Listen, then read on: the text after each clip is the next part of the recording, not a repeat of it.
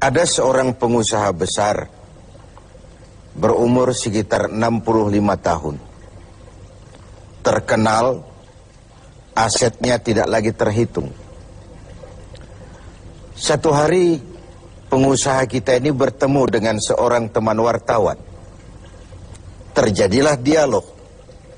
Sang wartawan bertanya kepada pengusaha kita, "Pak, umur Bapak berapa tahun?" "Umur saya? Iya, paling sekitar 7 tahun. "Loh, 7 tahun? 7 tahun. "Anak Bapak berapa orang?" "Satu." "Satu saja?" "Satu saja." "Harta Bapak berapa banyak?" "Ya, paling sekitar 10 sampai 15 juta rupiah saja." Teman wartawan berkata, "Pak, kenapa Bapak berdusta? Bapak orang terkenal, pengusaha besar, punya biografi. Kami tahu umur Bapak 65 tahun. Kenapa Bapak bilang 7 tahun? Anak Bapak pun banyak. Kenapa cuma bilang 1? Harta Bapak, aset sudah tidak ternilai. Kenapa Bapak bilang cuma 10 sampai 15 juta rupiah saja?" Senyum agak getir, sang pengusaha menjawab, "Kau benar, Nak. Umur saya kalau jumlahnya sih memang 65 tahun. Tapi dari 65 tahun umur saya itu, rasa-rasanya baru 7 tahun yang ada artinya di sisi Allah. Baru 7 tahun sujud saya benar. Baru 7 tahun saya laksanakan perintahnya, saya tinggalkan larangannya. Sisa umur yang lain habis kelabu warnanya, penuh dosa dan keingkaran. Saya katakan umur saya coba 7 tahun. Anak, kau juga tahu anak saya banyak. Tapi dari sekian banyak anak ini, rasanya cuma 1 yang akan jadi buah hati, belahan jantung, pelanjut cerita, penerus sejarah, anak soleh yang akan mendoakan orang tuanya. Yang lain susah diurus anak saya itu." "Oh gitu toh." "Iya." "Mengenai harta, Pak, kau juga benar. Harta saya, aset saya sudah sulit dihitung lah. Pabrik di mana-mana, di tiap bank hampir ada deposito saya. Tapi dari sekian banyak harta itu yang saya ingat, baru sekitar 10 sampai 15 juta yang saya belanjakan di jalan Allah. Saya sumbangkan masjid, saya bantu pesantren, saya bantu yatim piatu. Dan itu yang akan jadi milik saya yang sebenarnya. Yang akan saya bawa menghadap Allah. Saya bawa ke alam kubur. Yang lain akan jadi rebutan ahli waris sesudahnya."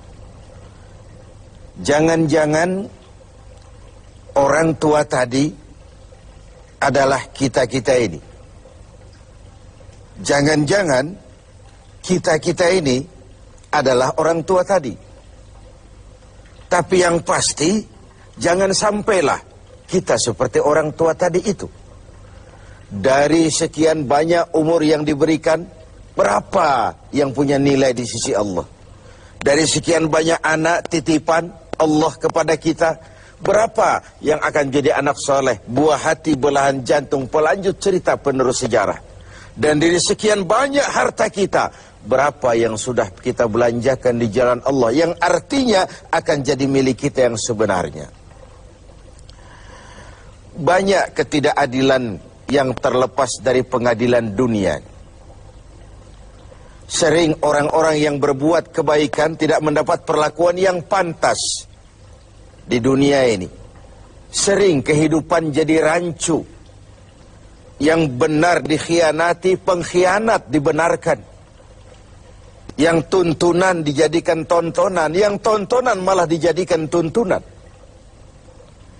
Untunglah ada akhirat. Bukan sekedar melepas diri dari ketidakberadayaan kita menghadapi sistem. Tapi cermin bahwa tidak satu ketidakadilan yang bagaimanapun kecilnya yang terlepas dari pengadilan dunia akan terlepas juga di pengadilan akhirat nanti. Inilah keadilan. Karena itu pada jumpa kali ini saya ingin menyampaikan sebuah hadis tentang apa yang harus kita pertanggungjawabkan di hadapan Qadhi Rabbul Jalil nanti. Sebuah hadis menyatakan, "Lan tazula qadama 'abdin yaumal qiyamah hatta yus'ala an arba'i khisalin. Besok di hari kiamat tidak akan bergeser telapak kaki seorang hamba sebelum ia dimintakan tanggung jawab terlebih dahulu tentang 4 persoalan. Apa yang 4 itu? Pertama, an umrihi fima afnahu. Umur yang diberikan kepadanya akan dimintakan tanggung jawab kelak. Di mana umur itu dihabiskan? Diberikan umur 30 tahun kah, 40 tahun, 50 sampai 70, 100 bahkan. Sejak kita akil balik sampai ajal datang merenggut nyawa, di mana umur itu dihabiskan? Kita sering main-main, padahal waktu berjalan terus. Kita sering lalai dan lupa, padahal malaikat maut tidak pernah lalai dan lupa. Seorang Nabi Yakub alaihissalam, seketika akan ajal, beliau menanyakan, kalau saya ajal kenapa tidak diberitahu lebih dahulu? Kata malaikat maut, sudah diberitahu. Loh, bagaimana caranya diberitahu? Perubahan yang terjadi pada fisik kita adalah pemberitahuan. Uban yang bertabur, mata yang mulai lamur, pendengaran yang mulai kabur, itu semua pemberitahuan agar kita mawas diri. Umur akan dimintakan pertanggungan jawab. Di mana umur itu dihabiskan? William Shakespeare memang pernah bilang, waktu hidup itu singkat. Tahu-tahu baru saja zuhur, tahu-tahu sudah asar. Baru saja asar, tahu-tahu sudah maghrib. Yang kemarin anak-anak, tahu-tahu sudah punya anak. Tahu-tahu, dan tahu-tahu. The time of life is short, kata Shakespeare. Waktu hidup itu singkat betul. Namun waktu yang singkat akan terasa ada manfaatnya kalau kita bisa memanfaatkannya dengan yang sebaik-baiknya. Apalah umur panjang kalau cuma untuk menimbun dosa dan kesalahan. Lebih baik umur yang panjang tapi untuk mengkoleksi berbagai kebajikan. Inilah makna ucapan Nabi, khairukum man tala umruhu wa hasuna amalu. Yang terbaik di antara kamu orang yang panjang umurnya dan banyak juga kebaikannya. Umur ini yang sering kita berleha-leha menghabiskannya untuk sesuatu yang tidak punya nilai, kelak akan dimintakan tanggung jawab di hadapan Allah Azza wa Jalla. Lalu yang kedua, wa an syababihi fima ablahu. Masa muda, pernah diberikan umur muda, di mana dihabiskan umur muda itu? Hura-hura atau untuk sesuatu yang bermanfaat? Dahulu ada seorang selebritis lah kalau zaman kita sekarang. Namanya Ibrahim bin Adham. Namanya Malik bin Dinar. Namanya saja sudah Malik bin Dinar, Raja bin Uang. Hidupnya jet set. Satu malam dia mengadakan pesta di rumah mewahnya. Datang seorang pengemis, bertanya kepada penjaga pintu, siapa yang punya rumah ini? Bos saya. Iya, Malik bin Dinar. Oh, orang kaya? Orang kaya. Selebriti? Selebriti. Dia hamba apa orang merdeka? Dia orang merdeka. Kalau hamba bagaimana bisa pesta sehebat ini? Orang tua itu senyum lalu bilang, sampaikan kepada bosmu Malik bin Dinar, dia memang orang merdeka. Kalau dia hamba bukan seperti ini pekerjaannya. Dia orang merdeka. Dilarang tidak terlarang, dicegah pun tidak tercegah. Merdeka dia memperturutkan hawa nafsunya. Kalau dia hamba Allah, bukan begini pekerjaannya. Menghabis-habiskan waktu untuk pesta, hura-hura, sesuatu yang tidak ada gunanya. Ini disampaikan kepada Malik bin Dinar, dia tercenung mendengar orang tua yang misterius itu. Malamnya dia bermimpi kiamat datang.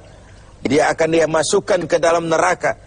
Karena itulah lalu dia bertobat dan kemudian menjadi ahli sufi yang terkenal, Malik bin Dinar. Masa muda akan dimintakan tanggung jawab.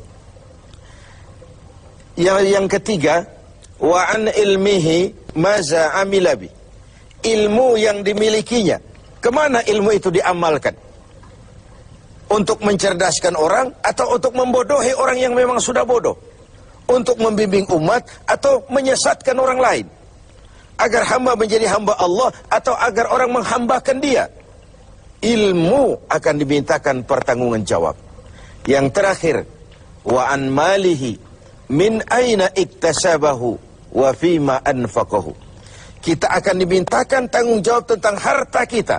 Dari mana harta itu didapat dan kemana harta itu dibelanjakan. Perhatikan yang terakhir ini. Tentang ilmu, pertanyaan akhirat cuma satu. Ilmumu kau amalkan untuk apa? Tentang umur, pertanyaan akhirat pun satu.